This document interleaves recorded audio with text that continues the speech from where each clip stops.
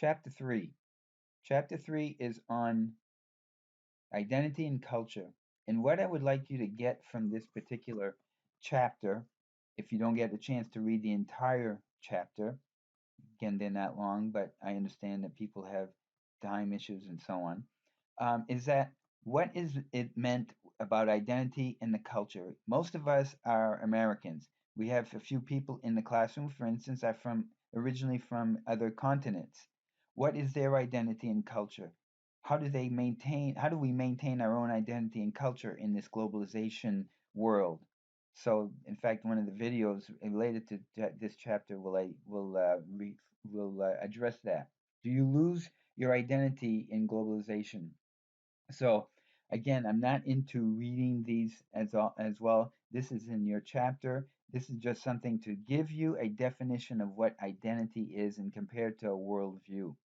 Can you still maintain your own concept of your own identity while being in a nation? How do you address those seemingly diverse issues? How do you how do you address the seemingly diverse issues in a worldview?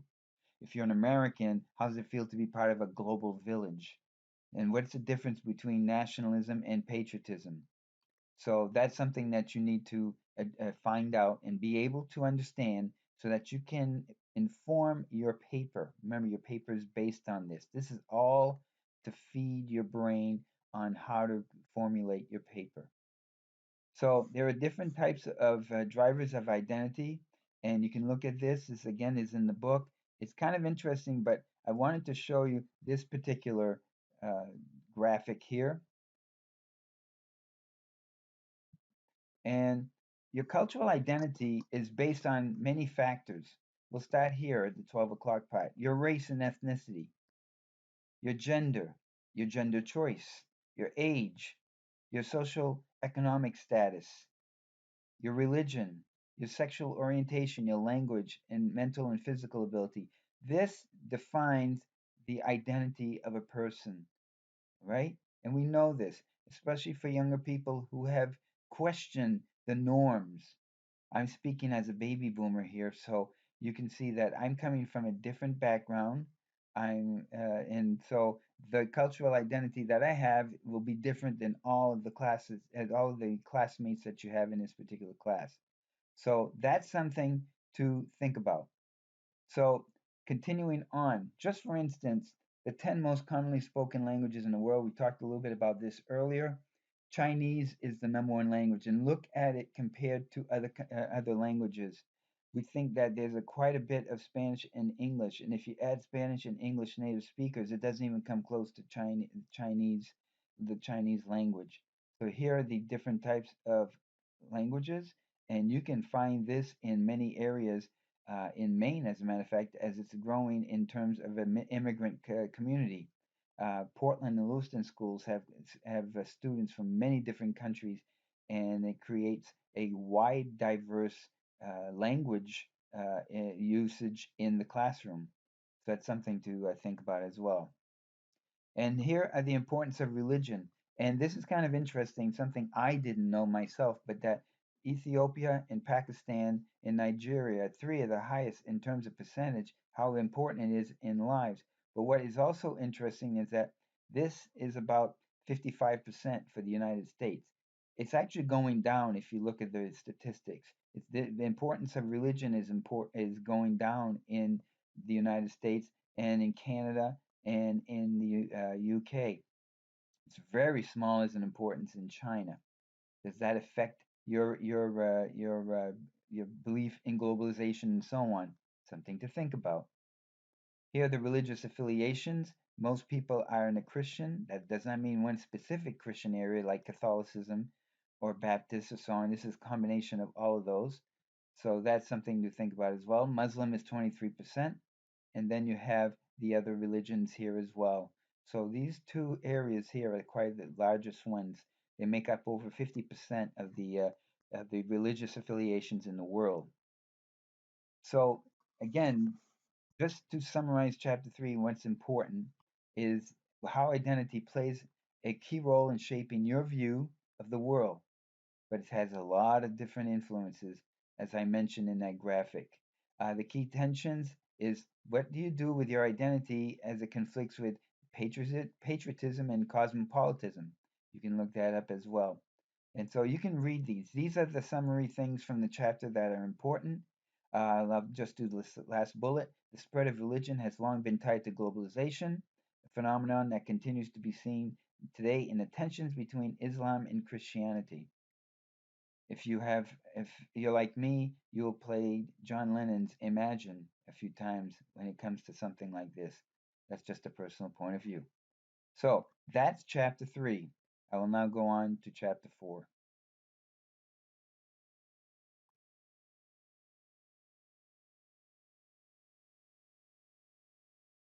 Chapter 4 is on science and technology.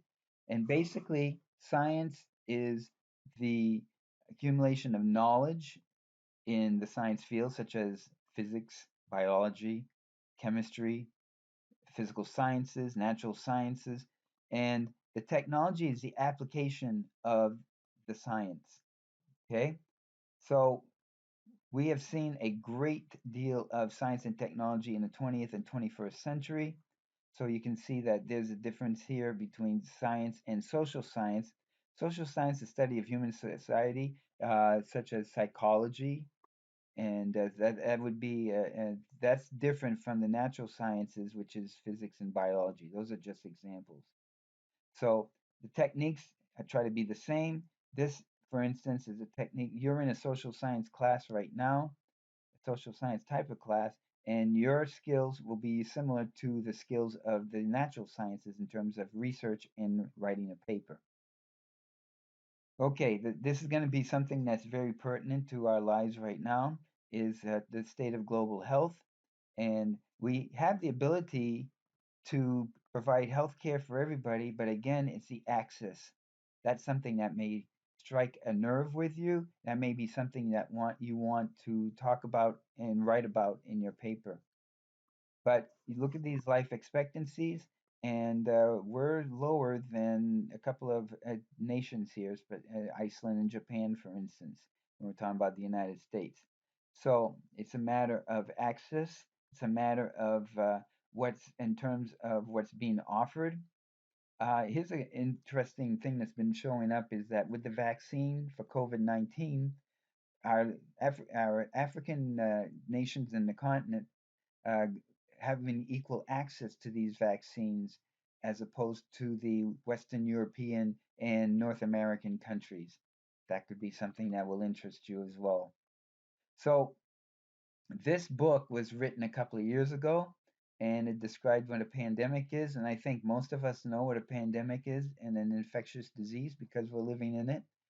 Uh, that will be probably something that will interest you. But the statistics on COVID-19 have not been finalized, of course, but someday they may end up in a table like this. So smallpox, it was deadly in 25% of cases. That's much more than what we see in COVID. Of course, influenza is something we deal with every year. Malaria is still around us. Cholera, HIV is still around us. Tuberculosis is still around us. And so these are different types of epidemics and pandemics, and also viruses. We can add another one there. So that's the science. Digital revolution that has created a great deal of that has affected a great deal of your lives, especially you younger people. You've lived in a completely digital world. I'm older. I grew up in an analog world where you had to push buttons and put the needle on the record, and you also had to dial a phone. You might hear that term, dial a number, and you may not even have an idea of how to dial a number if you're given a rotary phone, if you're under a certain age. So, but most of you have grown up in a digital world, and that's changed the way we look at the world, because the world has become a little smaller because of the digital access that people have. So, percentage of thousands of people with access to the digital world, and including the internet, 80%, and it goes all the way down to about 10%.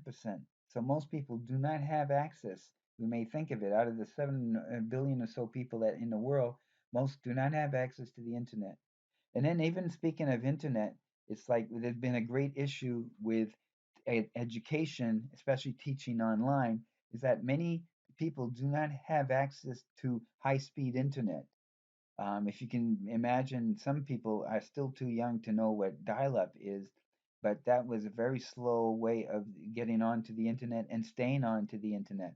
I still remember that people had to be off the phone in a house if you wanted to be on the internet because they used up the same line.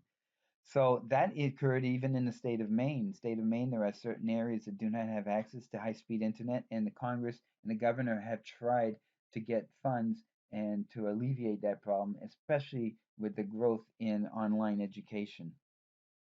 So this is the international tourism, and this will be an interesting number to go down to see if it's gone down in the past year because of the pandemic. But you can see the rise, and as the world has started to get smaller, people are traveling, and this has been one of the reasons why the pandemic has been such a problem. Back in the ancient days, when it was a virus such as COVID-19, it was more localized. But now that people are traveling to and from all over the world, that virus is giving a happy tour of the world and infecting. We know that there are some variants of the COVID-19, such as in South Africa and in the United Kingdom. Those have entered the United States. So it doesn't just cross over in the wind from across the Atlantic or the Pacific. It goes through people, people who travel. So that's a short summary of the chapter 13. Chapter 13, I don't know where I got that. Chapter 4, and it's about science and technology. Again, the purpose of the book is for you to be able to get an idea of what you want to do and what you want to write about. So, one more time, I will go to this site over here just to remind you that discussion two is to get out of this thing is to get you to start thinking about what you want to write about as I end a sentence with a preposition. So I always want to finish with my opening card. I wish you a good week. And again, if you have questions, please don't hesitate to ask. Take care.